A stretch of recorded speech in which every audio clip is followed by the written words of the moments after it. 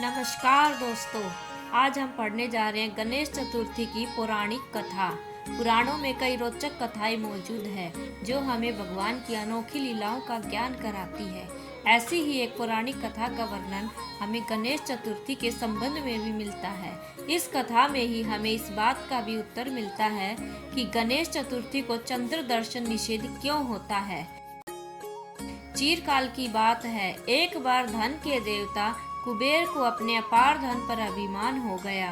एक दिन उनके मन में विचार आया कि मेरे से अधिक धनवान समस्त जग में कोई नहीं है। मुझे अपने धन का प्रदर्शन करना चाहिए। अपनी संपत्ति का दिखावा करने के लिए देवता कुबेर ने सभी देवताओं को भोजन पर आमंत्रित किया। जब वह भगवान शिव और माता पार्वती को भोजन के लिए निमंत्रण देने पहुंचे तो भगवान शिव जी कुबेर की मंशा को समझ गए थे कि वे सिर्फ अपनी धन संपत्ति का दिखावा करने के लिए उन्हें अपने महल में आमंत्रित कर रहे हैं। भगवान शिव जी ने कुबेर का अभिमान तोड़ने के लिए गणेश जी को उनके साथ भेजने का निर्णय लिया। भगवान शिव जी बोले, मैं कुछ महत्वपूर्ण कार्यों में व्यस्त हूँ, आप मेरे पुत्र गणेश को अपने साथ ले जाएं। भगवान शिव जी की आज्ञा मानते हुए कुबेर गणेश जी के साथ अपने महल वापिस आ गए। वहां उन्होंने गणेश जी के सामने अपने धन दौलत का खूब बखान किया और फिर उसके बाद उन्होंने भगवान गणेश जी को भोजन करने के लिए कहा।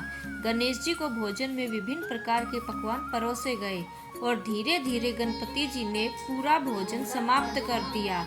इसके बाद कुबेर जी से और भोजन लाने को कहा। उन्हें काफी सारा भोजन भी परोसा गया और वह भी उन्हें खत्म कर दिया।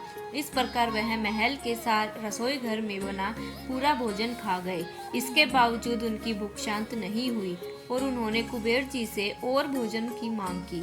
सबसे धनवान देवता होने के बावजूद जब कुबेर जी की गणेश जी को पेट भर खाना नहीं खिला पाए तो उन्हें काफी शर्मिंदगी महसूस हुई। साथ ही वह भगवान की लीला भी समझ गए और इस प्रकार उनका अभिमान टूट गया।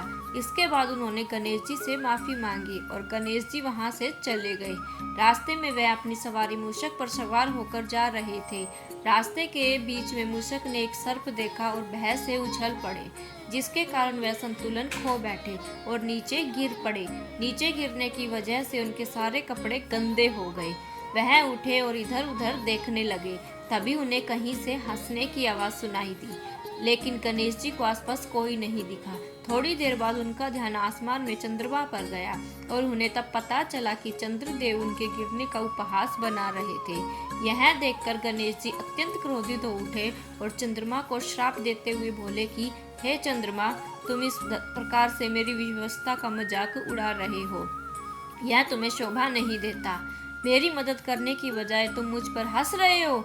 जाओ, मैं तुम्हें श्राप देता हूँ कि आज के बाद तुम इस विशाल गगन का राज नहीं कर सकोगे और तुम्हें कोई नहीं देख पाएगा।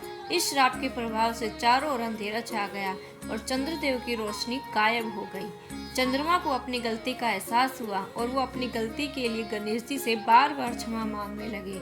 चंद्रमा को इस प्रकार लाचार देखकर गणेश जी का गुस्सा शांत हो गया। चंद्रदेव ने फिर गणेश जी से कहा कि कृपया आप मुझे माफ कर दीजिए और मुझे अपने इस श्राप से मुक्त कीजिए।